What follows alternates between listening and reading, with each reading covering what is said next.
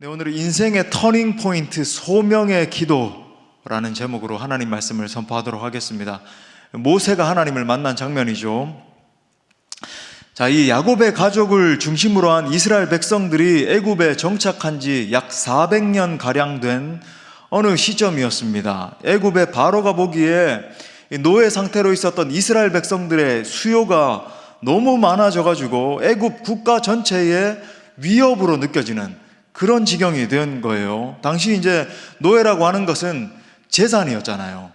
그러니까 이 노예들을 갖다 죽이지도 못하고 살리지도 못하고 이도저도 못하는 그런 상황이 된 겁니다.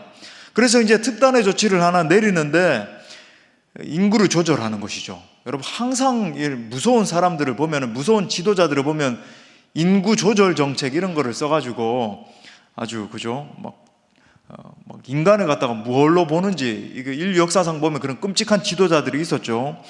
처음에는 이제 단순히 고역을 시켜가지고 그들 스스로 너무 힘들게 만들어서 이제 죽게 만든 겁니다. 근데 그것도 잘 먹히지 않으니까 나중에 어떻게 합니까? 히브리 남자들이 태어나면 남자아이들을 갖다가 이 나일강에다가 던져서 죽이게 만들잖아요. 소위 말해서 유아 학살 사건이 벌어지게 된 것입니다. 자, 이런 끔찍한 사건이 벌어지고 있을 때 하나님은 항상 그분의 계획을 이루어 가시죠. 그분의 대안인 모세를 준비하셨습니다. 나일강에 던져진 모세를 애굽 공주가 발견하게 되고 궁궐로 데려가서 왕자로 키우게 된 거예요. 학자들에 따르면 모세를 건져낸 공주가 이 핫셉수트인데 당시에 최고로 명망 있고 영향력 있었던 그런 공주였다라고 합니다. 여러분, 우리가 이걸 통해서 알 수 있는 것은 그 수많은 사람들이 있었고, 그리고 궁궐 가운데도 수많은 대신들도 있었고, 왕족들 가운데서 수많은 사람들이 있었음에도 불구하고 그 중에서도 공주, 그리고 가장 명망이 있었던 그 사람이 모세를 발견했다. 여러분, 이게 우연일까요? 뭔가가 있는 걸까요? 당연히 뭔가가 있는 거죠. 그걸 갖다가 그 뭔가를 우리는 뭐라 그럽니까? 맞아요. 섭리라 그래요. 섭리. 하나님의 섭리가 정말 그의 손과 함께 있었구나. 이 아이를 갖다가 보호하고 있었구나. 우리가 깨달을 수 있는 장면인 겁니다. 그리고 그 하나님의 주권적인 간섭, 그 섭리 가운데서 태어나고 보호받았고 교육받았고 충분히 애굽의 그 40년 동안 이집트 왕자로 자라면서 아주 중요한 전 세계에서 최고로 잘 나가는 문물을 갖다가 완전히 습득을 하면서 그렇게 성장하게 된 것이죠. 자, 그런데 보십시오. 훌쩍 뛰어넘어서 그의 나이가 80세가 된 그 어느 시점에 쓰여진 기사 내용이 굉장히 의아해요. 바로 오늘 1절 말씀입니다. 자, 보십시오. 모세가 그의 장인 미디안 제사장 이드로의 양떼를 치더니 그 떼를 광야 서쪽으로 인도하여 하나님의 산 호렙에 이르되. 여러분, 여기에 굉장히 짧게 기록이 되어 있지만은 여러분, 이 표현 속에 담겨있는 지금 모세의 현주소가 무엇입니까? 이방 지역인 미디안 땅 가운데서 목축업을 하고 있는, 양떼를 치고 있는 소위 신세였어요. 그러니까 고대 근동 당시에, 이스라엘 사람들은 원래부터 이제 목축업을 하고 있었지만은 애굽 사람들의 관념에서 여러분, 그들은 고상한 민족이었어요. 당시 지금으로 따지면 미국 사람들쯤 된다 그럴까요? 그죠? 아주 세계에서 제일 잘 나가는 부국의 아주 강국의 사람들이었습니다. 그들의 생각에 목축업을 한다, 양을 키운다, 이것은 굉장히 비천한 직업을 가지고 있는 그런 사람들을 일컫는 그런 일이었습니다. 그걸 대표적으로 볼 수 있는 게 뭐냐면 창세기 46장 34절 하반에 보니까 이렇게 말해요. 애굽 사람은 다 목축을 뭐라 그래요? 가증히 여긴다. 이런 구절도 성경에 있었습니까? 그래요. 이게 지금 요셉이 직접 이야기하고 있는 거예요. 목축을 가증히 여기니 당신들이, 그 가족들이 고센 땅에서 살게 되리이다. 이렇게 이야기를 하고 있잖아요. 자, 심지어 보세요. 자, 오늘 1절에 보니까 그의 장인 미디안 제사장 이드로의 양떼를 치더니 라는 구절을 보니까 당연히 모세가 지금 대릴 사위로 이방 민족의 제사장 역할을 하고 있다. 어떻게 해가지고 이제 복음이라고 할 수는 없겠지만 하나님을 알게 된 거예요. 그래서 제사장 역할을 감당하고 있던 이 이드로의 집에 대릴 사위로 들어가서 있다라고 하는 것을 볼 수 있습니다. 소위 보십시오. 모세가 나는 정말 이스라엘 사람입니다. 나는 정말로 하나님으로부터 택함받은 백성이고 하나님이 나의 손을 이끌어서 여기까지 인도하셨습니다. 이런 정체성은 온데간데 느낄 수도 없는, 그죠? 그런 정체성을 찾을 수도 없는 그런 상태에서 미디안 수하에 들어가서 소위 쥐 죽은 듯이 보내고 있는 거예요. 지금 모세의 상태를 보여주는 것이 바로 이 1절 말씀입니다. 여러분, 이 모든 또 일이 일어난 이유에 대해서 우리가 잘 알잖아요. 훌쩍 뛰어넘어서 우리가 모세 스토리 이 앞부분을 다 건너뛰었지만은 알죠? 가장 힘이 세고 막강한 권력을 가지고 있던 이 40세, 지금 40세보다도 그때는 좀 더 젊었죠, 그죠? 그때는 최소한 뭐 한 100몇십 세까지 살던 그런 시대니까 지금으로 따지면 한 30세 정도 될까요? 그런 40세에 그의 힘과 능, 모든 걸 다 가지고 있었잖아요. 이집트의 왕자인데 힘과 능으로 이스라엘 백성들을 구원해내려고 했을 때 그는 완전히 우리 잘 아는 것처럼 실패해버렸습니다. 사람을 때려 죽이고 또 이스라엘 동족들로부터 누가 당신이 우리를 갖다가 이렇게 다스리는 자로, 우리를 이끄는 자로 세웠느냐, 우리의 재판장으로 세웠느냐, 당신은 필요 없다, 소위 말해서 당신 같은 사람은 필요 없으니까 절로 가라, 이런 배반 아닌 배반을 당하는 완전한 실패자로 떨어져 버렸잖아요. 여러분 보십시오. 제가 모세의 인생을 바라보면서 처음에 이제 그 나일강에서 건짐을 받은 그 모습을 보면서 참 하나님의 섭리가 함께하는 인생 아닙니까? 이렇게 질문을 던졌잖아요. 자, 그런데 여러분 지금 이 모습을 바라볼 때 과연 하나님의 섭리가 함께하는 사람의 모습이라고 할 수 있을까요? 뭔가 하나님께 뭔가 쓰임받는 장면은 없고 뭔가 능하신 팔에, 그죠? 사도행전 2장에 나오는 것처럼 막 성령이 임했더라, 뭔가 막 다른 언어로 말하기 시작하고 복음을 전하는데 많은 사람이 돌아오고 이런 건 온데간데 없고 계속 실패하고 쫓겨가다가 심지어 이방 땅에 그 이드로라고 하는 듣도 보도 못한 종족의 대리사위로 들어가가지고 40년 동안 양들과 함께 파묻혀서 지내잖아요.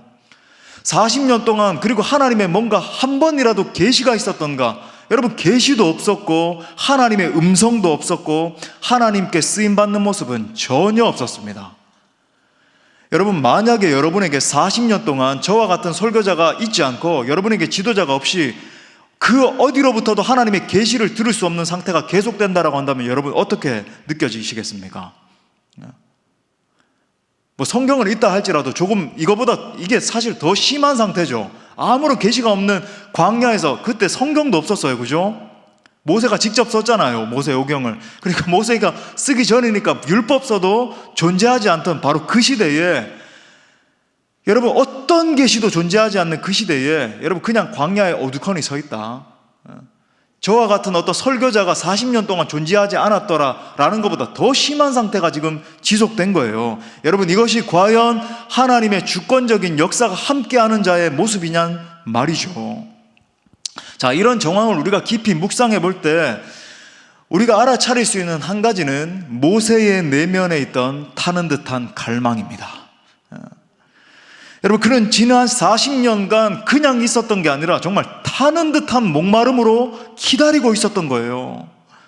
대체 나를 향한 하나님의 계획은 무엇인지, 아니 나를 갖다가 하나님이란 분이 계신 걸 알겠는데 산파, 자기의 어머니인 걸 나중에 알게 되지만 산파가 끊임없이 하나님을 주입시키기 위해서 노력했잖아요. 젖을 먹이면서, 그죠? 자신의 어머니가 요게벳이, 그죠?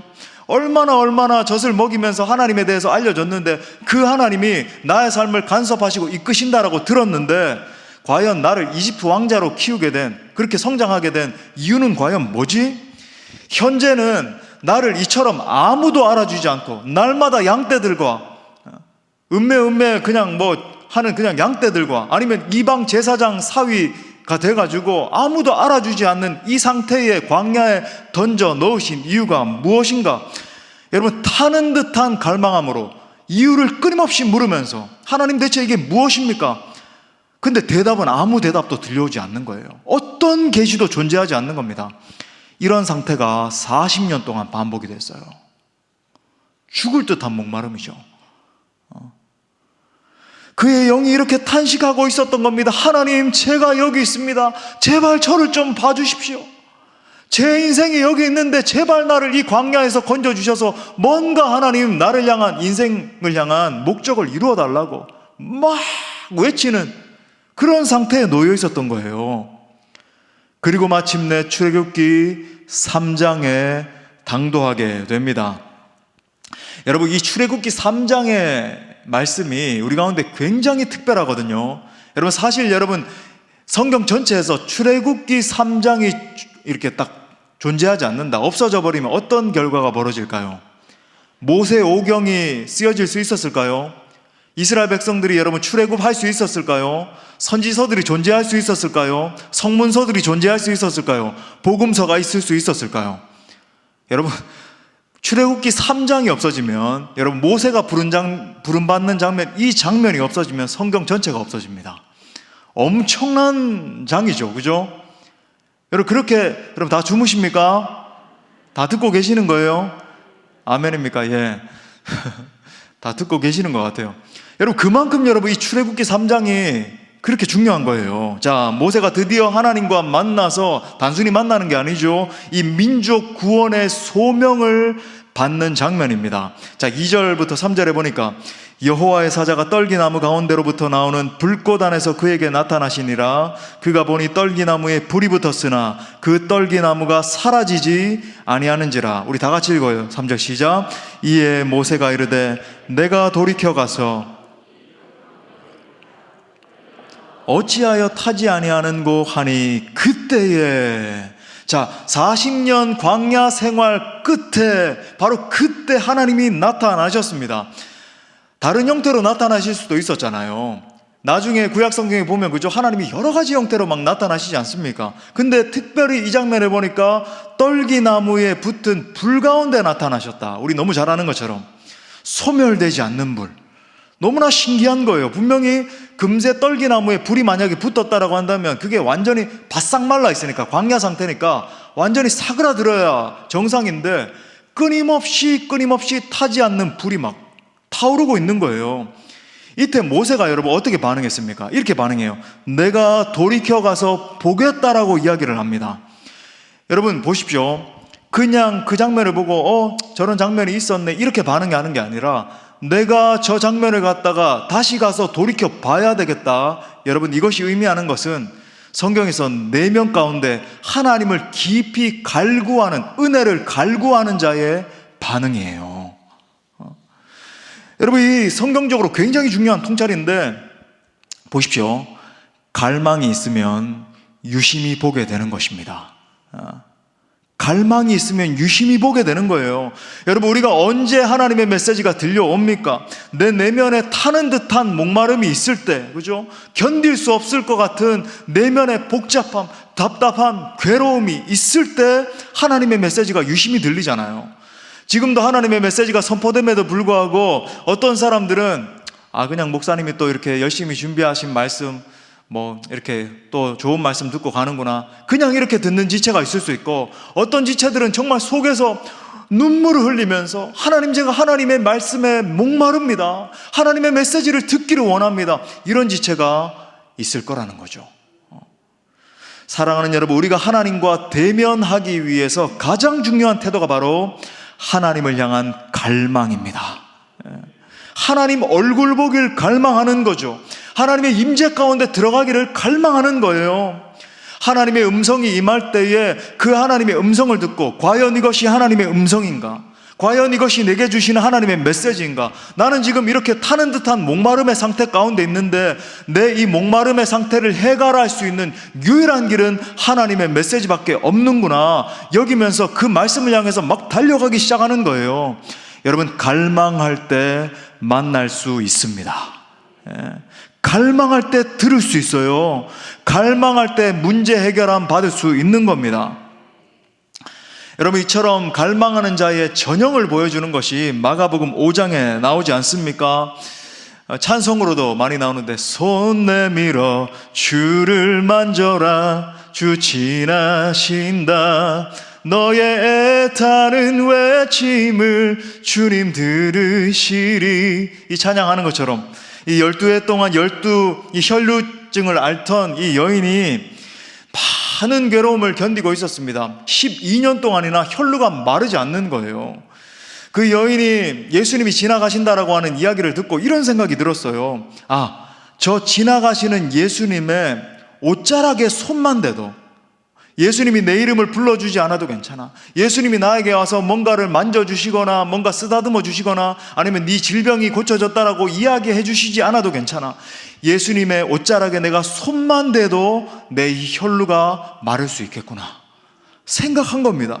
그래서 무리 사이에 섞여 들어와서 막 열망을 가지고 뒤에 파고 들어와서 예수님의 옷자락에 손을 대잖아요. 그 즉시 혈루가 멈추고 치유되는 역사가 일어난 줄 믿습니다. 여기서 이제 핵심이 뭐냐면 손을 대어라고 하는 단어예요. 영어로 쉽게 말하면 뭐예요? 맞아요. 터치예요. 터치. 그죠? 손을 대는 겁니다. 터치하는 거예요. 여러분, 이 손을 대다라고 하는 이 터치라고 하는 단어, 헬라어가 뭐냐면 합토마이라고 하는 단어를 쓰고 있는데, 이게 이제 부착하다, 불을 지피다, 이런 의미가 있습니다. 즉 마음속에서부터 터져나오는 뜨거운 불과 같은 갈망으로 만진 것을 의미하는 거죠. 그렇게 뜨거운 불과 같은 갈망으로 여인이 예수님의 옷자락을 터치하는 순간 예수님에게서 튀어나온 이 능력의 불이 이 여인에게 옮겨 붙은 것입니다. 그게 치유 역사로 일어난 거예요. 여러분, 이게 구도로 보이십니까? 이 여인의 마음속에서 막 타는 듯한 불과 같은 갈망이 터져나와서 예수님의 옷자락을 만졌다고요. 그때 바로 그 순간에 예수님으로부터 나오는 그 불과 같은 능력이죠. 예수님으로부터 나오는 불은 능력의 불 아니겠습니까? 그죠? 그 두 가지 불이 만났을 때 불이 지펴진 거예요. 병이 떠나간 겁니다. 회복이 일어나고, 그죠? 영적인 성장이 일어나고, 능력이 나타나기 시작하고, 삶 가운데서 하나님 주시는 온갖, 그죠? 능력과 권능이 임하기 시작한 거예요. 마찬가지입니다. 모세는 지금 타는 듯한 갈망함을 가지고 여호와 하나님을 기다리고 있었어요. 그의 영혼이 완전히 바싹 말라버린, 타버린 상태에 놓여 있었던 것 아닙니까? 정말 죄밖에 없는, 40년이나 기다리고 견뎠는데 이제는 모든 소망을 잃어버려서 나는 이제 늙었구나, 나는 이제 할 수 있는 것이 없구나, 이렇게 여겨지는 상태에 놓여 있었던 거예요. 여러분, 모세에게 가장 필요했던 것이 무엇일까요? 그의 식어버린 열정에 불이 필요했던 거죠. 불이 임하는 게 필요했던 거예요. 그렇게 갈망하고 또 갈망했을 때 하나님의 시간에 하나님의 불이 모세에게 옮겨 붙은 것입니다. 여러분, 이것이 바로 떨기나무 사건이에요. 할렐루야. 사랑하는 여러분, 살고자 하고 정말로 하나님을 만나고자 하는 자는 기도로 하나님 앞에 나아갈 수 있기를 바랍니다. 갈망하는 자가 만날 수 있는 거예요. 우리 잠언 8장 17절 말씀 우리 다 같이 읽어볼까요? 시작. 나를 사랑하는 자들이 나의 사랑을 입으며 나를 간절히 찾는 자가 나를 만날 것이라. 아멘. 우리 마태복음 5장 6절도 우리 다 같이 읽어요. 시작. 의에 줄이고 목마른 자는 복이 있나니 그들이 배부를 것이며. 아멘. 설교자 마틴 로이드 존스 목사님에 의하면 여기서 배부를 것입니다 라고 표현된 게 뭐냐면 영적인 부흥을 의미합니다.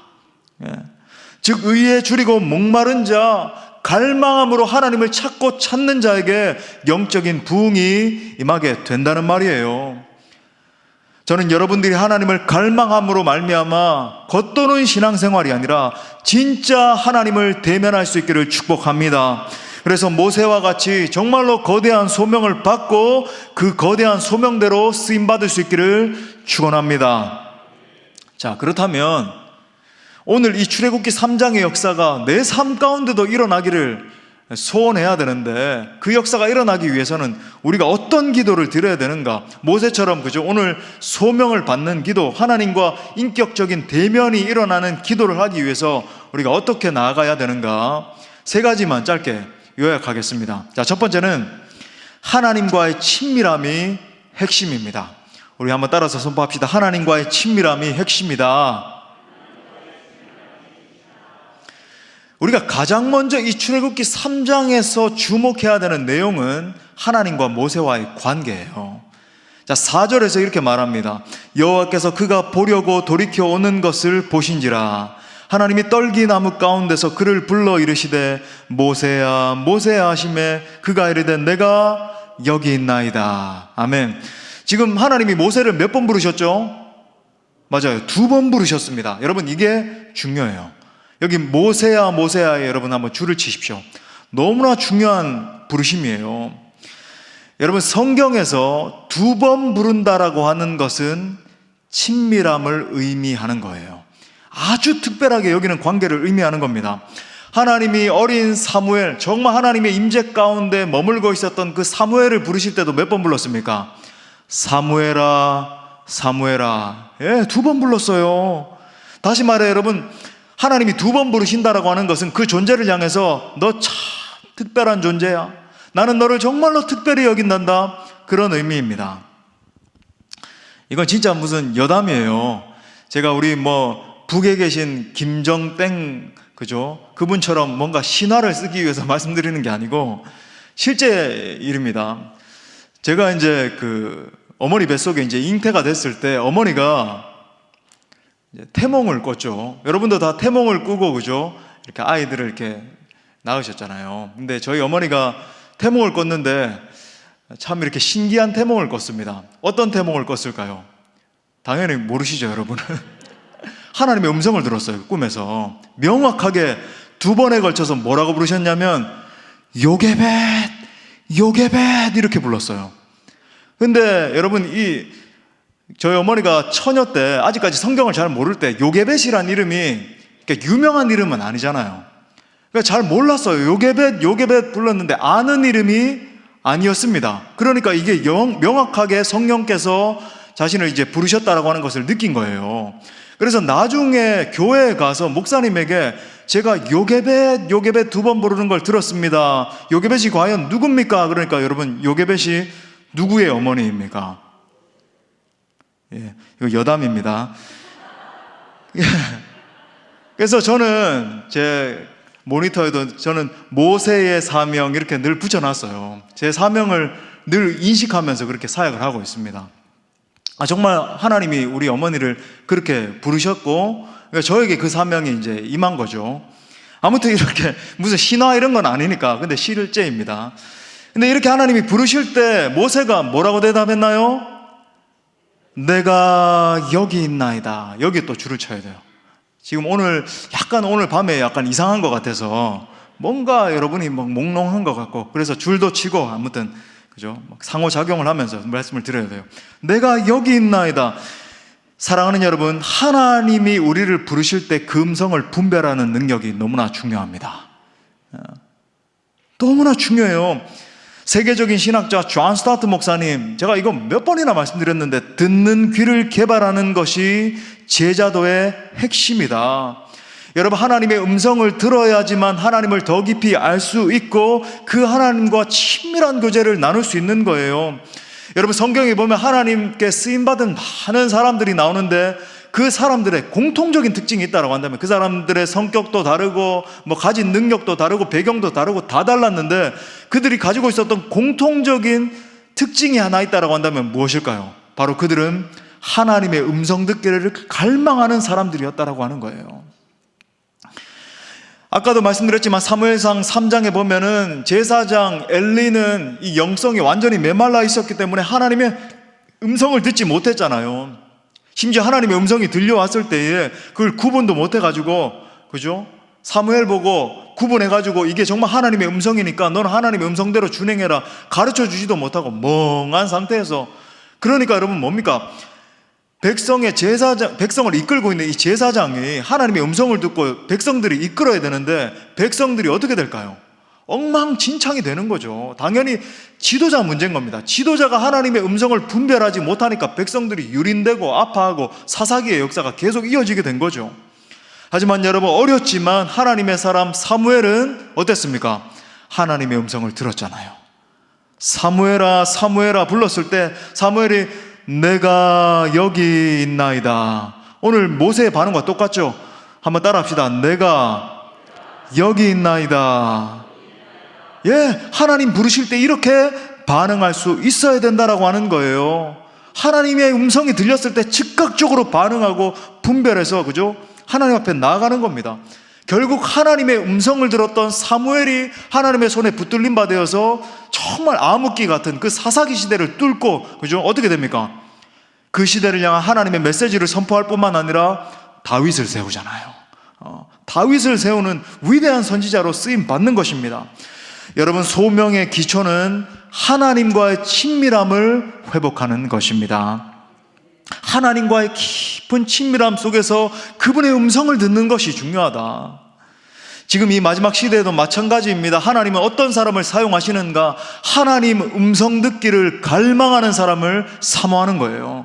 제가 여러분 왜 묵상하라고 합니까? 그냥 뭐 기계적으로 우리 공동체 다 하니까 여러분 묵상해야 됩니다. 아니요. 여러분 한 분 한 분이 하나님의 음성을 들어야 되니까. 제가 이번 주일에도 좀 말씀을 준비하고 있습니다만은 진짜 정말 이 마지막 시대는 하나님의 음성 듣지 않고는 살 수 없는 그런 시대인 것 같아요. 저도 너무나 참 큰 충격과 슬픔 가운데서 이번 한 주 참 어디다 마음을 둬야 될지, 그러면서 우리 교우들, 부모님들의 또 장례를 또 몇 번이나 또 집례를 해야 되고, 여러분 정말 바쁜 한 주를 보냈음에도 불구하고 막 쫓아다니면서도 마음 한켠에는 뭔가 막 터질 것 같은 그런 마음을 가지고 한 주를 보냈는데, 이 마지막 때 여러분 하나님 음성 듣고 여러분 우리가 살 수 있겠습니까? 음성 안 듣고 참 살 수 있겠냐는 말이에요. 여러분, 하나님은 하나님의 음성 듣기를 갈망하는 사람을 사용하시는 줄 믿습니다. 이사야서 43장 1절 말씀, 여러분 이것이 우리를 향한 하나님의 부르심이에요. 다 같이 읽겠습니다. 시작. 야곱아, 너를 창조하신 여호와께서 지금 말씀하시느니라. 너는 두려워하지 말라. 내가 너를 구속하였고 내가 너를 지명하여 불렀나니 너는 내 것이라. 아멘. 두려워 말라. 내가 너를 구속하였고 내가 너를, 여러분 하나님 계속 그러잖아요. 내가 너를 구속하였고 내가 너를 지명하여 불렀나니 너는 내 것이라. 여러분, 이것이 우리 각자를 향한 하나님의 명확한 부르심인 줄 믿습니다. 여러분, 이 음성을 듣고 이 음성에 민감하게 반응하는 것이 여러분 진정한 소명이에요. 다른 데서 여러분 소명을 찾지 마십시오. 그러므로 하나님과의 친밀함을 회복하고 영적인 귀를 열어서 그분의 음성을 들을 수 있기를 축복합니다. 자, 두 번째는 내면이 치유될 때까지 기도로 나아가야 됩니다. 또 한번 따라합시다. 내면이 치유될 때까지 기도로 나아가라. 여러분, 우리가 기도할 때에 하나님은 그 사람의 내면을 깊이 만지시고 회복시켜 주십니다. 여러분, 우리의 가운데 이제 소명이 임할 때 일어나는 일이 있는데, 우리는 단순히 이렇게 생각하잖아요. 소명이 임하면 바로 즉각 쓰임 받는다. 여러분, 물론 뭐 그 말도 맞습니다만은 소명이 임한 자에게 일어나는 가장 첫 번째 일어나는 한 가지 현상이 있는데, 하나님이 그 내면을 깊이 다루신다는 거예요. 그게 뭐 하루 만에 이렇게 다루시고 이런 게 아니라 일정 기간 동안에 깊이 그의 내면을 다루세요. 그래서 완전히 그의 상처받아 있던 마음, 뭐 트라우마라든지 여러 가지 하나님 앞에 정돈되지 못한 이 내면 세계 질서가 완전히 우락부락 이렇게 뒤죽박죽 되어 있는 그 내면 세계의 질서를 올곧게 세워주시는 겁니다. 정말 어떤 정련된 마음이라 그럴까요? 그죠? purified 마음이라 그럴까요? 정말로 깨끗해지고 평탄해지고 이렇게 부드러운 마음으로 만들어 가시는 거예요. 자, 이러한 점을 모세의 경우를 통해서도 우리가 알 수 있죠. 물론 모세가 아주 탁월한 능력을 갖추고 있고 교육도 잘 받았고 아주 지능적으로도 탁월하고, 이 모세 오경 쓴 거 한번 보세요. 대단한 사람이잖아요. 또 리더십도 아주 잠재되어 있던 리더십이 굉장했습니다. 그죠? 근데 문제가 뭐냐면 그의 내면 가운데 이 상처가 굉장히 깊이 뿌리 박혀 있었다라고 하는 거예요. 모세 가운데 어떤 상처가 있었을까요? 그는 거절감이 굉장히 큰 아픔으로 자리 잡고 있던 그런 사람이었습니다. 보세요. 태중에서도 거절당했어요. 출생 이후에도 환영받지 못하고 버림받아 버렸습니다. 자라면서도 공주의 손에서 자라긴 했지만 어느 순간부터 인식을 했죠. 내가 이 공주의 아들이 아니구나. 그죠? 근데 더 놀라운 건 뭐냐면 이스라엘 사람도 아니고 애굽 사람도 아니고 두 개의 정체성 사이에서 왔다 갔다 하면서 심각한 이 정체성의 혼돈을 겪으면서 자랐어요. 또 40세가 됐을 때는 자기의 동족한테 배반을 당하게 되고 이방 땅인 또 미디안에서 전혀 알지도 못했던 미디안 사람들과 함께 40년 광야 생활을 보내게 됩니다. 여러분, 이처럼 거절감에 상처가 있는 사람들의 큰 문제가 뭐냐면 이들이 소속감이 없다라고 하는 거예요. 어디를 가도 평안함을 누리질 못해요, 이런 사람들 보면은. 그래서 어느 공동체를 가더라도 또 내가 여기서부터 버림받으면 어떡하지? 심지어 여러분, 결혼 관계 가운데 들어가도 여기에서 내가 버림받으면 어떡하지 하는 그런 어떤 불안함이라 그럴까요? 두려움이라 그럴까요? 이게 계속 그를 괴롭힙니다. 그래서 그 상처받지 않으려고 하는 그 방어 기제가 작용을 해가지고 계속 옆에 있는 사람을 막 밀어내고, 본 마음은 그게 아닌데 계속 상처되는 말하고, 그죠? 막 밀어내고. 여러분, 그런 사람이 있다라고 한다면 옆에 계신 뭐 아내분이나 남편분이나 더 깊이 이해해주고 더 깊이 대화하면서 그렇게 나가야 돼요. 그게 방어 기제가 작용을 해가지고 원래 본 마음이 아닌데 그렇게 표현을 하는 거거든요. 아무튼 그래요. 제가 많이 봤잖아요. 여러분, 미국에 있는 제 제자들, 그 이민 2세들, 1.5세들이 얼마나 이런 상처가 많은지 몰라요. 거기 가면 한국인인데 막 영어 잘하고 하니까 이야, 좀 이렇게 막 멋있어 보이고 되게 준비된 애들이 여기 다 있네 싶잖아요. 그렇지 않아요, 여러분. 그들이 대화를 해보고 조금만 가면 얼마나 상처가 많아가지고 제가 그들을 품고 사역을 하는데 얼마나 고생했는지 몰라요. 정말 상처투성이들입니다. 왜?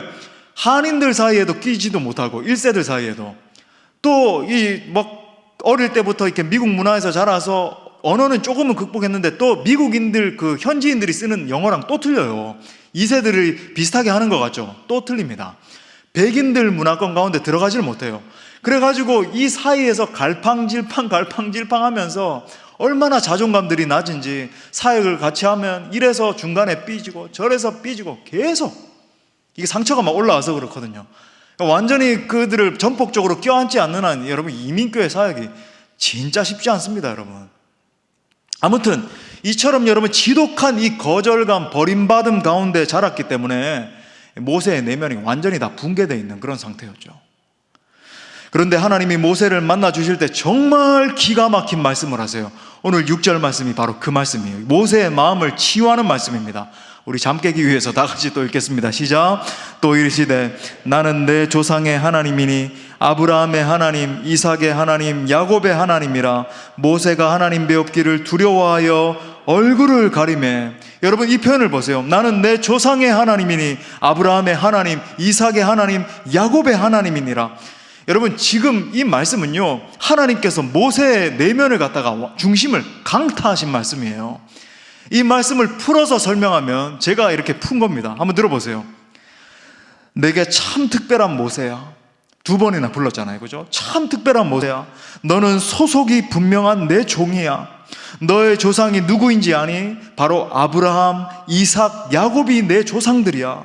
너는 애굽 사람이 아니야. 미디안 사람도 아니야. 너는 분명히 아브라함과 이삭과 야곱의 씨야. 그런데 더 놀라운 사실이 뭔지 아니? 그들의 하나님인 내가 바로 너의 하나님이란다. 지금까지 너의 삶을 인도한 것이 바로 나였고, 전능자인 나였고, 앞으로 너의 삶을 인도해서 너의 삶을 하나님 나라를 위해서, 이 민족을 위해서 쓸 사람도 바로, 쓸 존재도 바로 하나님인 나란다.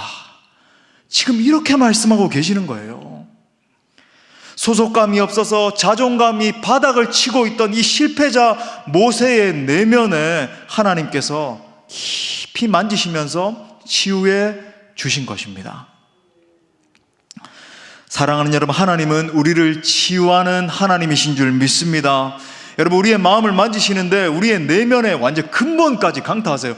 이 세상에 뭐 대단한 뭐 상담가가 말해줄 수 없는, 그죠? 하나님은 여러분, 우리의 근본, 내면 깊숙한 것을 완전히 뒤집어서 치유해 주시는 분. 얼마나 놀라운 하나님인지 몰라요. 우리 말라기서 4장 2절 말씀도 다 같이 읽겠습니다. 내 이름을 경외하는 너희에게는 공의로운 해가 떠올라서 치료하는 광선을 비추리니 너희가 나가서 외양간에서 나온 송아지같이 뛰리라. 할렐루야.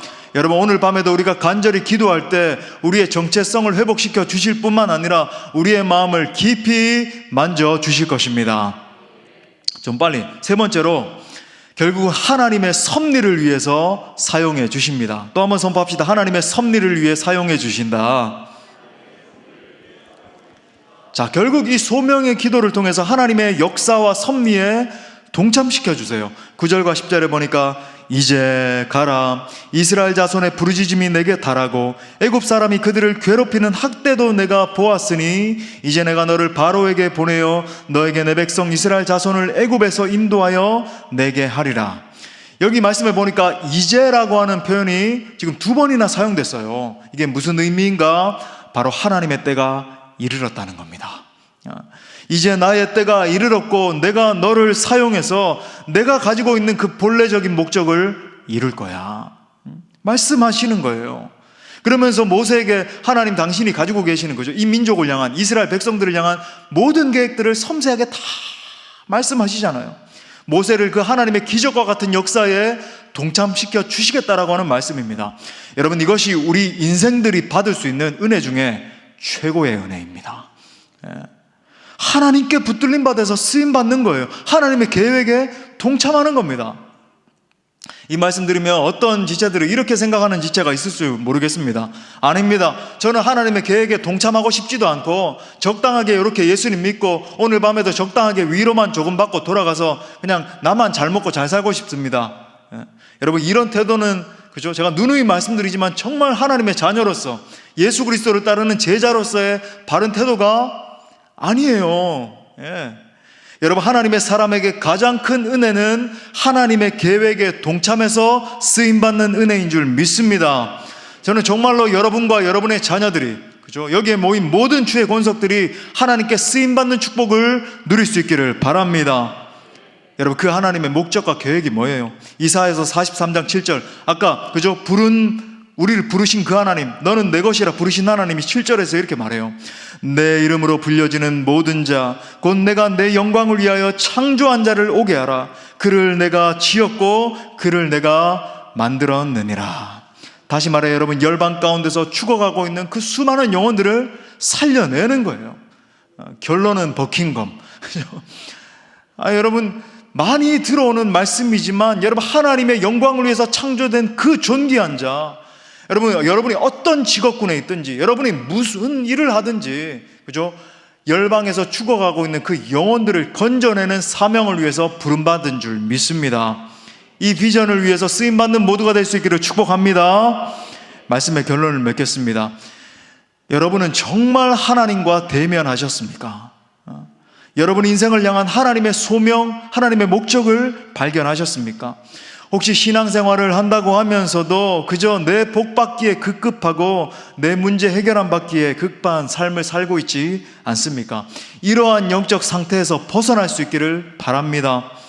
사랑하는 여러분, 더 깊은 자리가 있어요. 더 깊은 소명의 자리가 있어요. 정말로 하나님 앞에 부르심을 받고 깊이 마음을 하나님이 다루시고 하나님 앞에 붙들림 받아서 하나님께 영광 올려드리는 그런 삶이 있다고요. 저는 우리 수원 동부교회 모든 권속들 그리고 모든 자녀들이 그렇게 쓰임받는 권속들 될 수 있기를 축복합니다.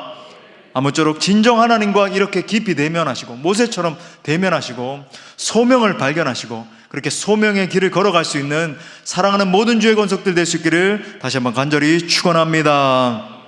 우리 말씀을 주신 하나님께 영광의 박수 올려드리겠습니다. 우리 다 함께 뜨겁게 찬양하고 기도합시다.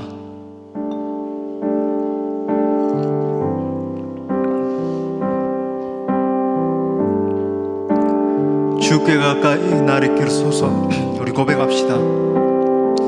주께 가까이 나를 이끌소서. 간절히 주님만을 원합니다. 채워주소서. 주의 사랑을 진정한 찬양 드릴 수 있도록. 다시 한번 주께 가까이 나를 이끌소서. 간절히 주님만을 원합니다. 채워주소서. 주의 사랑을 진정한 찬양 드릴 수 있도록. 목마른 나의 영혼, 목마른 나의 영혼, 주를 부르니 나의 맘 만져 주소서. 주님만을 원합니다. 더 원합니다. 나의 맘 만져 주소서. 우리 다시 한 번 더 갈급한 마음으로 주께 가까이, 주께 가까이 날 이끄소서. 간절히 주님만을 원합니다. 채워주소서. 주의 사랑은 진정한 찬양들.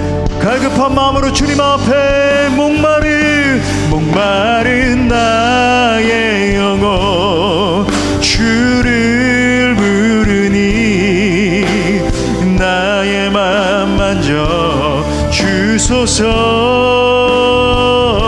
주님만을 원합니다. 저 원합니다. 나의 맘 만져. 우리 계속해서 고백합시다. 마음이 상한 자를 고치시는 주님. 우리 갈망하는 마음으로, 하늘의 아버지 날 주관하소서. 주의 길로 인도하사 자유케 새 일을 행해주세요. 새 일을 분케 하소서. 분케 하소서. 그의 줄이고 목이마 성령의 기름 부으소. 그의 줄이고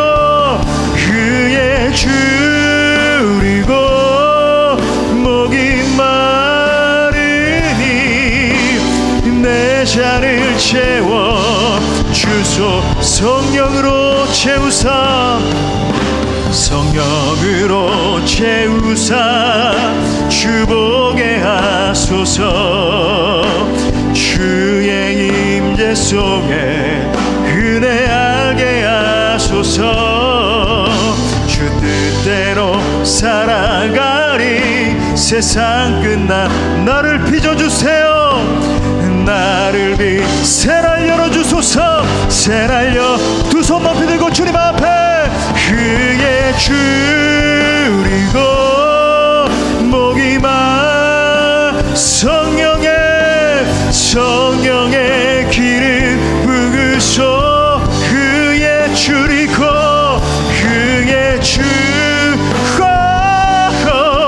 목이 마르니 내 잔을 채워 주소. 그의 줄입니다. 주님, 그의 주